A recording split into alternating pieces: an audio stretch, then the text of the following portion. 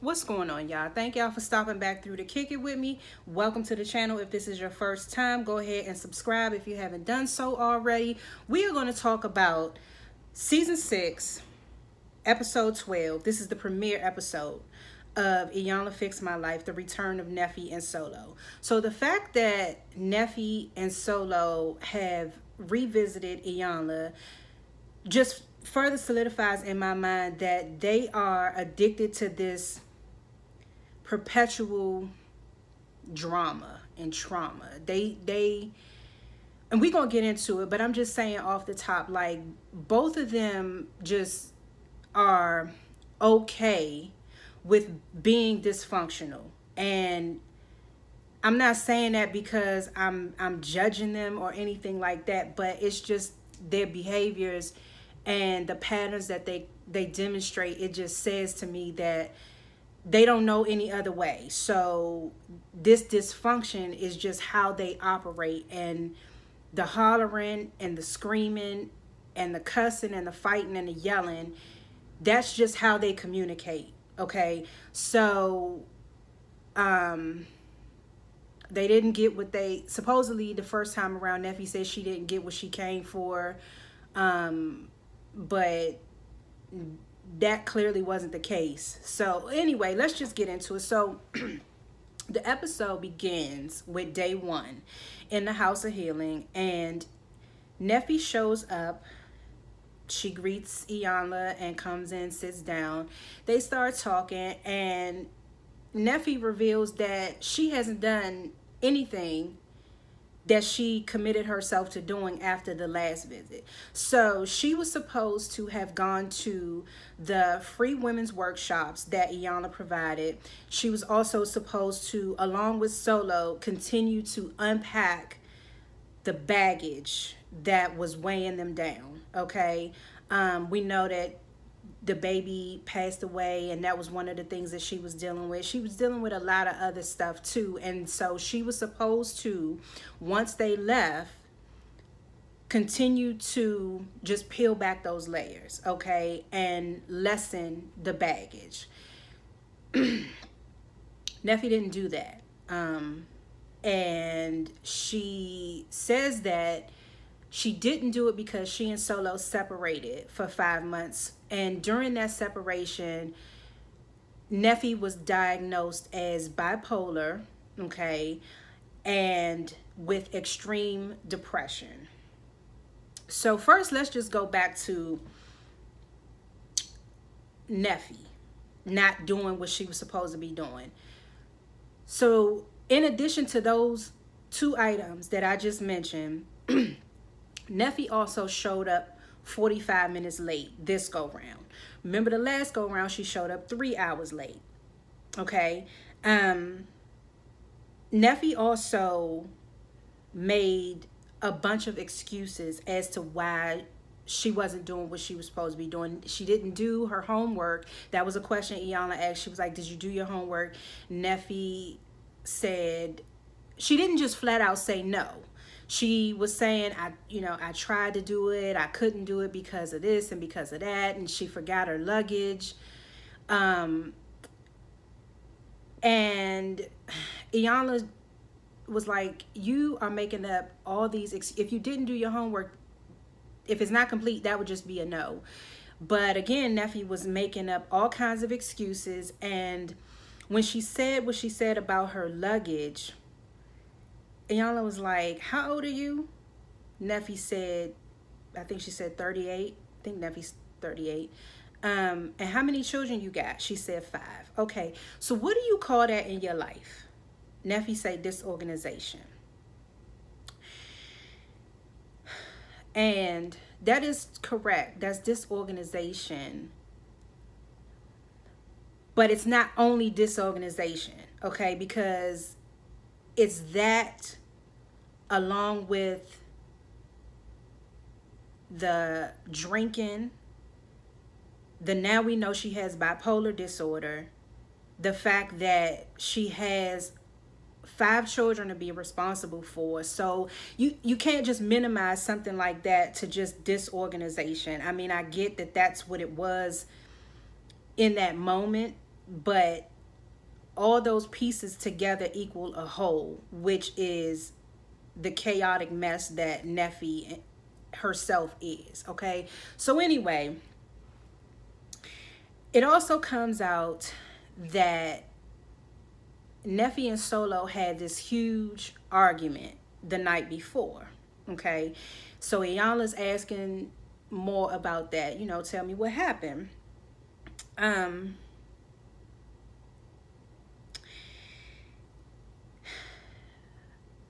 she says that she and Soullow got into an argument because she was on the phone with this other man who texts her and calls her pretty much every day from California. And she said that when she was on the phone with him, Soullow approaches her and says, "Oh, you seeking attention from another man, and you supposed to be you gonna suck this man's dick." She made it sound like Soullow started that whole altercation. Now, her account of what happened compared to what Soullow says happened later on in the episode are totally different. But the way she presented this to Iyanla was as if Soullow started this. Okay. Now, keep that in mind, okay? Because as we get a little bit further into the episode, we gonna see about starting shit, okay? So anyway, Iyanla's like, how are you in the middle of this crisis in your life and you are here for this healing and you talking about fellatio with a man who's not your husband? Neffe says there's no love, there's no affection, there's no anything like that between she and Soullow. Okay, but what I'm trying to figure out is if that's what you want with Soullow, how is what you're doing gonna make any of that even possible? So anyway, Neffe also said in the midst of their conversation, Neffe also said that she when she was there the first time, she had this wall up and she was guarded, and that she knows better now. Okay, but Iyanla was like, do you really? Like, after everything you just sat here and told me, do you really know better? Okay. But I don't know. I think Neffe thinks she knows better because she had that experience with Iyanla, and I think she did take some things from it, but whether or not she really knows better, I really don't think so. And her patterns and her behaviors just are a testament to the fact that she really doesn't know much better. Okay. Neffe also admits that she and Soullow are toxic to one another. Okay. And when she started discussing the bipolar diagnosis, Neffe just blatantly denied that she even has bipolar disorder. And that right there is part of the problem, okay? Because Neffe, they wanted to get her on a medication regimen. Neffe denied that because she says she doesn't want to be dependent on any medication, but yet she's dependent, clearly codependent on Soullow, and she's dependent on the alcohol. So I don't know, I guess in her mind, she felt like taking medication was going to be an admission that she has bipolar disorder. So she would rather just not take the medication and continue to deny that she has bipolar disorder and just continue in the dysfunction. And Iyanla mentioned to her that, okay, the mind is a muscle. So if your muscle has constantly been built on trauma, instability, abandonment, rejection, and misidentification, How you going to make sense of anything if this is what your mind is conditioned on? These terrible things. This is what your mind is conditioned to endure and deal with. So how's your mind going to be any different if that's what you're conditioned to process all the time? And Neffe took a second and she was like, I never thought about it like that. Okay. So again, just another testament to the fact that Neffe is a one-track mind. The way Neffe thinks and processes and emotes is like it's just a one track. Like she hasn't understood yet how to think differently and to examine herself in a way that will allow her to process differently. Okay, so Iyanla's like, you out here trying to suck on a weenie? Like, that's the last thing you need. That is the last thing you need is out here. And Neffe admitted that that's what she said. Okay, I just had to go back to that real quick because Iyanla was like, you out here trying to suck on a weenie, girl. What is you doing? Anyway, so the day goes on. Shelby shows up and explains to Iyanla that he nearly died because he had these severe stomach ulcers. And Iyanla said that's a direct, those are caused directly from intense stress. Okay, so you out here about to die, literally, over this stress. Okay, and Soullow says nothing has changed with Neffe. You know, Soullow was like, everything is about Neffe. It's not about me. It's not about the kids. It's always all about Neffe. And he says, you know, I really didn't even want to be a part of this. So why are you here then? I don't know. Addicted to the drama and addicted to the bullshit. Which, you know, that's why I think he was there. And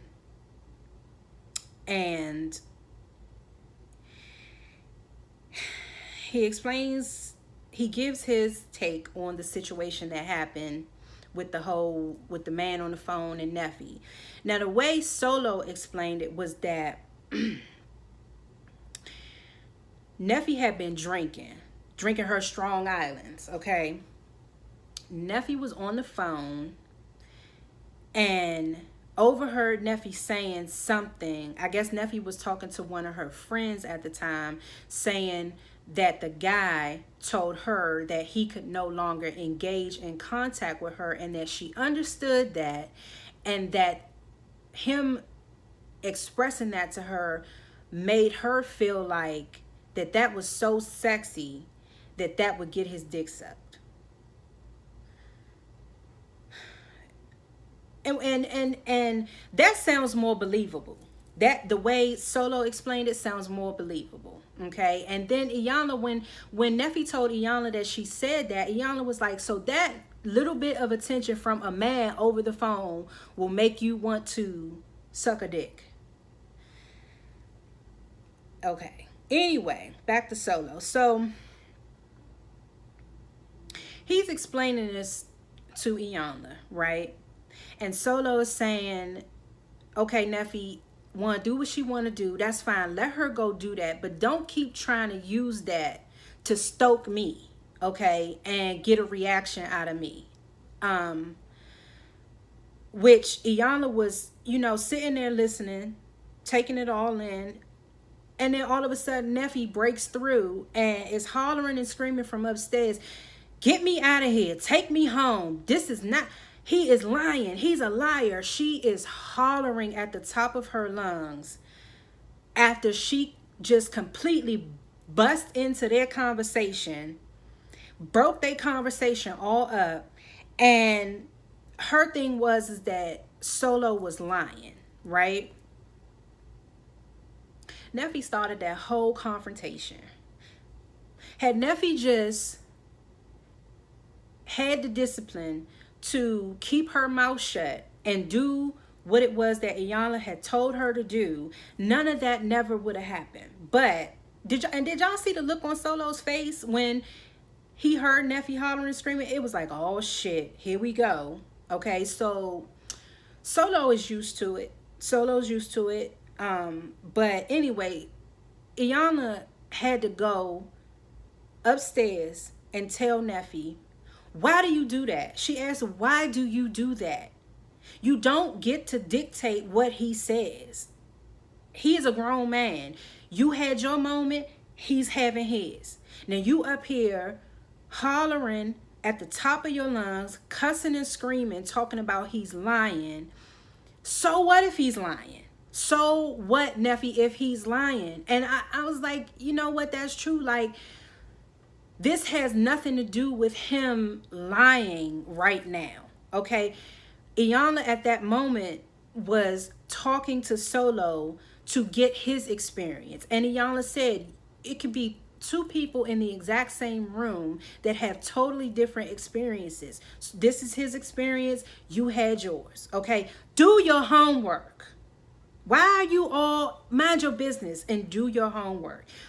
Neffe was just so consumed, okay? But she was so hell-bent on Soullow, Iyanla seeing Soullow as a lying manipulator, okay? But that's not what this was about, okay? Neffe started that whole thing. Period, point blank. Neffe started that whole confrontation. And Soullow claims that he's sticking around to get himself together and for the kids. I don't know. I don't know about that. I think the kids have something to do with it, but honestly, I feel like Soullow is sticking around because he wants to be part of the drama. And as the show goes on, I'm gonna come back to that. Hold on, I'm gonna come back to that. But anyway, this right here was where I saw that Neffe has not changed at all. Soullow is different in the aspect of he's more vocal. You know, previously Soullow was very quiet. Seemed like he was very hesitant to speak up and say anything about what he was feeling at the time, because Neffe's a bully, okay? And it's just as simple as that. I remember that from when Neffe was on Keisha Cole's reality show, and from on Frankie and Neffe when they had their reality show. So that's that, okay?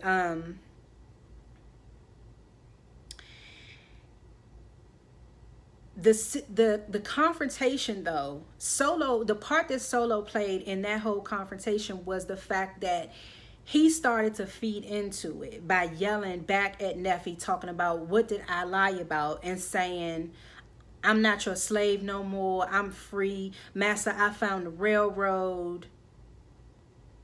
So he didn't help the situation. He further escalated that situation by feeding into it.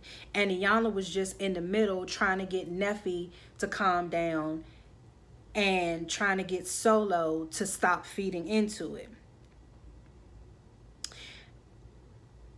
Iyanla says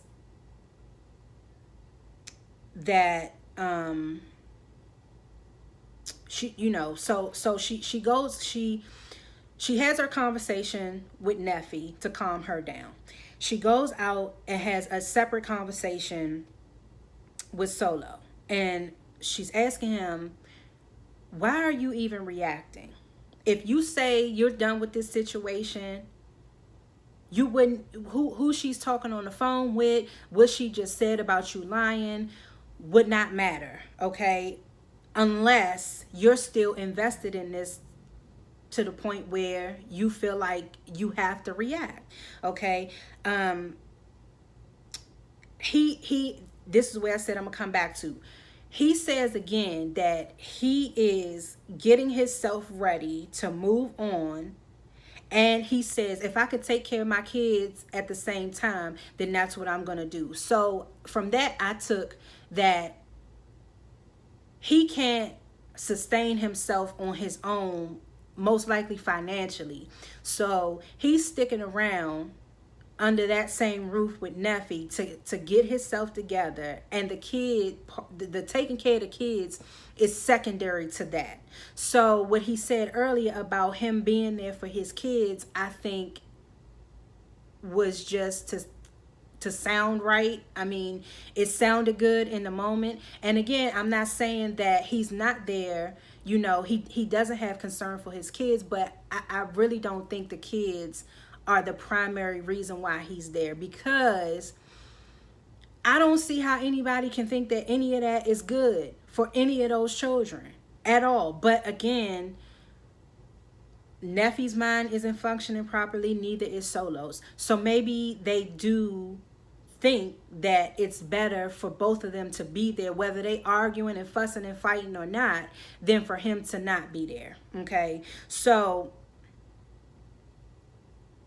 Soullow goes on to explain that Neffe is the problem as far as Soullow is concerned. And Iyanla, Neffe, Soullow said, because Iyanla was like, what God would want you to stay stressed out in this type of situation? And Soullow says, the same God that says fight every battle with love. And y'all was like, I ain't never heard that shit nowhere in my life. I don't know that scripture, but what I do know is, we wrestle not with flesh and blood, but with powers and principalities in high places. So all of this fighting you saying you doing ain't got nothing to do with the flesh and blood of Nefertaria. It has to do with the high place of your mind. You are fighting battles amongst yourself in your mind. Okay? So that's it. That's all. All right? He's leaning on the fence smoking a cigarette. He's facing one way. Iyanla is over to the side. Iyanla says, can you look at me? And he says, no, I prefer not to. Okay. That's it. Iyanla was like, okay, I'm not going to do this, because that right there is disrespectful. And neither of them have the capacity to participate in this process. Okay. And she was like, I'm not going to be the one that they start blaming because they aren't ready and don't have the faculties to deal with the issues that are in front of them, individually and collectively as a unit, married. Okay, so she goes after she has this conversation with Soullow. She goes and she talks to Nefertaria, and Neffe's sitting on the couch, and Iyanla says to her, she says, you sleep with this man and he pays your rent. And because he says what you don't like, you cuss him, and you got 5 kids and you want to put this into the world. Absolutely not. I'm not going to put my name on this. I'm not going to put my name on this. Absolutely not.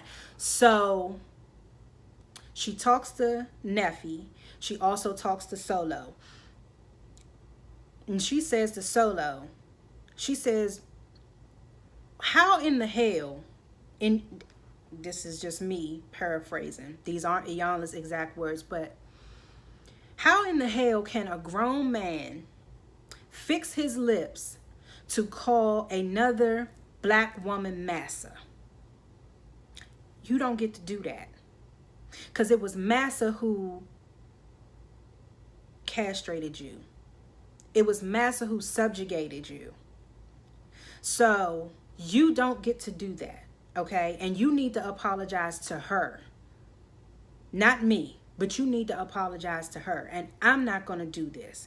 So Miss Iyanla hops in her black Suburban and goes on about her business, because at that point she was over and done with the fuckery that is Nefertaria and Soullow, okay? So, and something I just want to highlight right here is that the fact that Iyanla threw her hands up in that moment and left just showed me that everybody is human, okay? And it's important to remember that, because we expect so much from people at times. And I understand having expectations, but even the strongest of the strong get weary sometimes, because we have never seen, as far as I remember, leave it in the comments, y'all let me know, maybe if I'm missing something, but in all the history of Iyanla Fix My Life, I have never seen Iyanla get so tired and fed up with the folks on the show that she just throw her hands up and she leaves. I've never seen that. Okay. So anyway, that was that. Day 2, Iyanla returns, okay, because she said pretty much that she has an obligation to fulfill with Neffe and Soullow. So she returns back to the house, okay? And she has individual conversations again with Neffe and Soullow, and then she has a short collective conversation with Neffe and Soullow together. So when she talks to Neffe, she tells Neffe basically, it's nothing I can do for you, okay, because your mind isn't right. You need to first understand that you do have a problem. Bipolar disorder is a problem. You have to first just accept that, okay, before you can even start to do or say or think of or anything else. You need to just first understand that your diagnosis is real, okay? And Iyanla's not equipped to treat mental illness. She's a life coach, okay? So she pointed that out to Neffe and was just like, you need to do that as a first step to making some decisions about your future without Soullow, okay? She talks to Soullow and she says to him, I can't help you either because you're out of order. And until you establish order in your mind, there's nothing I can do for you because you're addicted to the turmoil, okay? And she offers to get him some mental help, all right? When she sits down with Neffe and Soullow together, she gives them literally a visual of what their life is like, with the soil in one glass, the soil in the other glass, the water and the water, and she has them both pour each of their glasses into a bowl. And that was just like a physical manifestation, like a description of the unit that is Neffe and Soullow, okay? So they both agree, Neffe and Soullow both agree that their marriage is done. Soullow apologizes to Neffe, or he tells her that he's always going to love her, but he can't love her like this. Neffe says that she apologizes because for them ever getting to that point where they were, and that they just need to go their separate ways. But again, at the end of the show, when it flashed across the screen, the update, Soullow says that Neffe's drinking increased, okay? Also said that Soullow refuses to sign the divorce papers and that he's back in the house. Okay? So, I know one thing for sure, two things for certain is, I better not see Neffe and Soullow back on Iyanla. Not together. I just better not. I mean, and even to see Nefertaria on this show again, it just would be entirely too much. Okay? I don't know. I mean, I'm going to just say it. Like, you can lead a horse to water, but you can't make the horse drink. And this is a classic example of that old cliche. So, anyway, y'all, that was the first episode of Oh, that was the season 6 premiere episode of Iyanla Fix My Life. Thank y'all for stopping through to kick it with me. I appreciate y'all. If you haven't subscribed to the channel, go ahead and do so. Turn your notifications on so you can get notified when I upload new videos. And I will see y'all back next week for the next episode of Iyanla Fix My Life.